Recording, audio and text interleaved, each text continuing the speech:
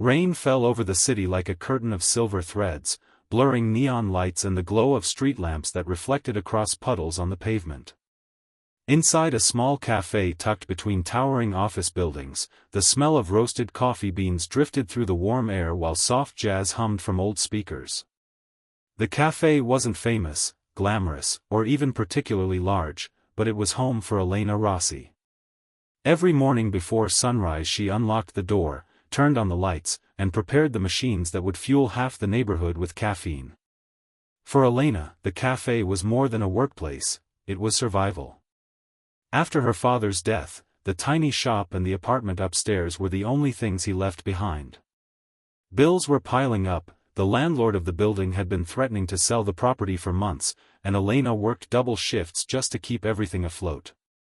She believed if she worked hard enough, the universe might eventually notice and reward her persistence.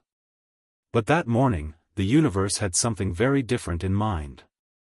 The rain intensified as the morning rush began. Office workers rushed in, shaking umbrellas and checking their phones, ordering lattes and espressos in hurried voices. Elena moved quickly behind the counter, pouring milk, grinding beans, sliding cups across the polished surface with practiced efficiency. Around mid-morning, the café door opened again with the quiet chime of the bell above it. No one paid much attention at first. But a strange silence followed, like the room itself had inhaled sharply. 3 men stepped inside wearing dark coats, their presence heavy and deliberate. Behind them walked another man, taller, calm, with an expression that carried quiet authority. His suit was perfectly tailored, his posture confident but relaxed, and his dark eyes scanned the room with the patience of someone used to being obeyed. Elena noticed the shift immediately. The usual chatter faded. Even the barista beside her paused mid-motion. She didn't recognize him, but others clearly did. The man approached the counter slowly, removing his gloves with careful movements.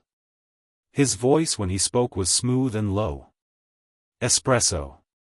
No sugar." Elena nodded quickly and turned to prepare the drink. Her hands moved automatically, but a strange tension crawled across her shoulders. Something about the room felt different. She didn't know that the man standing at her counter was Lorenzo DeMarco, one of the most powerful mafia bosses in the city, a man whose influence stretched across construction companies, nightclubs, and half the waterfront properties downtown.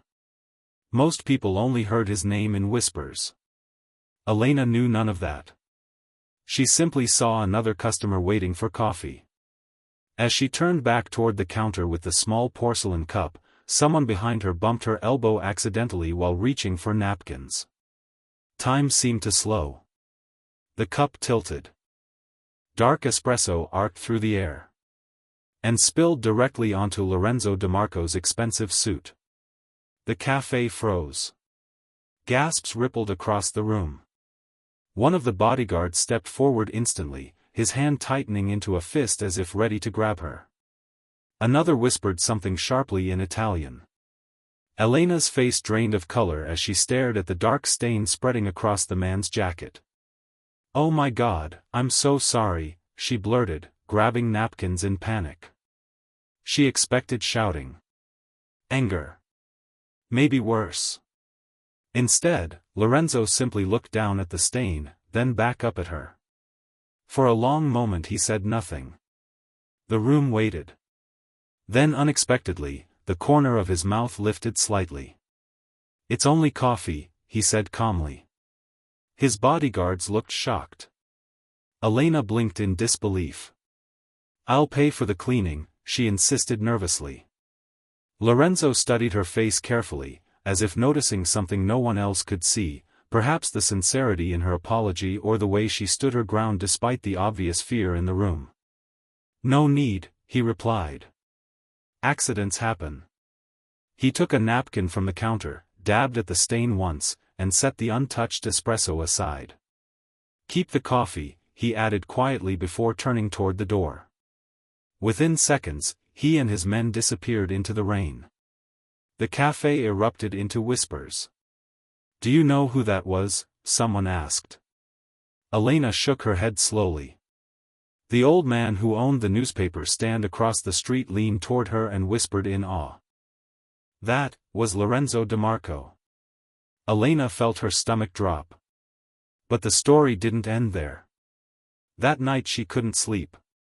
She replayed the moment again and again, the spill, the silence, the strange calmness in the man's reaction. She wondered why someone so powerful hadn't exploded with anger. Eventually exhaustion dragged her into restless sleep.